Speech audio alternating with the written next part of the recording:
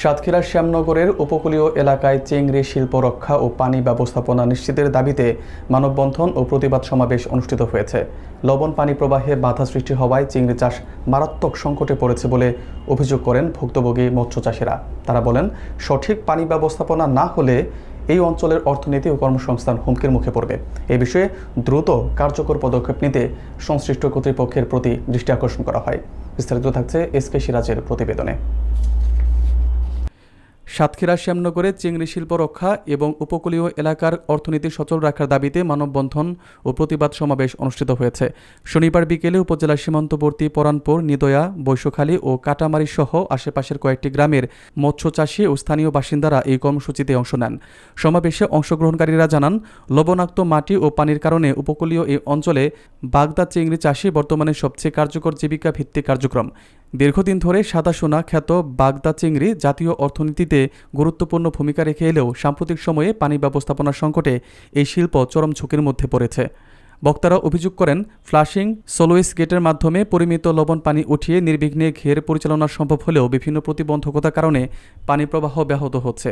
ফলে সময় মতো লবণ পানি না পাওয়ায় চিংড়ি উৎপাদন কমে যাচ্ছে এবং হাজার হাজার ঘেরে মালিক ও মৎস্য চাষী আর্থিক ক্ষতির সম্মুখীন হচ্ছেন। মানববন্ধনে বক্তারা চিংড়ি শিল্প বান্ধব পানি ব্যবস্থাপনা নিশ্চিত করতে দ্রুত প্রশাসনিক হস্তক্ষেপের দাবি জানান। তারা সতর্ক করে বলেন, অবিলম্বে লবণ পানি উত্তোলনের ব্যবস্থা না করা হলে উপকূলীয় এলাকার অর্থনীতি ভেঙে পড়বে, কর্মসংস্থান সংকট তৈরি হবে এবং দেশের রপ্তানি আয়ে নেতিবাচক প্রভাব পড়বে। সাল থেকে আমরা এখানে 1982 সাল থেকে এই ঘেরবেড়ি করি। আমাদের কলের অনুমোদন আছে। আমাদের এই বিলে ধান চাষ ভালো হয় না, ধান উপযুক্ত হয় না। এই কারণে নোনা পানি তুলে আমরা ঘের ভেড়ি এই প্রায় 40 বছরের মতন এই ঘের ভেড়িতে আমরা এই ব্যবসায় পড়ে আছি। তথ্যমূলক কথা বলতে চাই, সেটা হলো আমাদের এই উপকূল অঞ্চলে মাটি হলো বেলে মাটি, এখানে ফসল ভালো হয় না। 2 নম্বর হলো যে আমাদের এইখানে যে জমি আছে, জমিগুলো কিছু গর্ত, কিছু উঁচু অসমতল জমি, যে কারণে মাছ চাষের উপযোগী। এবং এই চিংড়ি চাষ বিদেশে রপ্তানি করে আমরা বহু টাকা উপার্জন করেছি। এই এলাকায় এই লবণ পানি চিংড়ি চাষ দিয়ে আমরা চিংড়ি চাষ করতে পারি। এই নিয়ে আমি ডিসি স্যার মহোদয়, সাতক্ষীরা ডিসি স্যার মহোদয়কে উদাত্ত আহ্বান রাখবো যে এই কলটা যাতে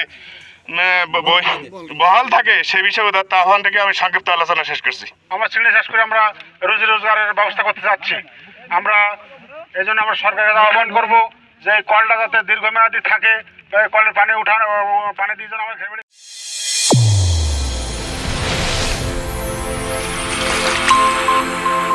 চ্যানেল A1 হৃদয়ের স্পন্দন।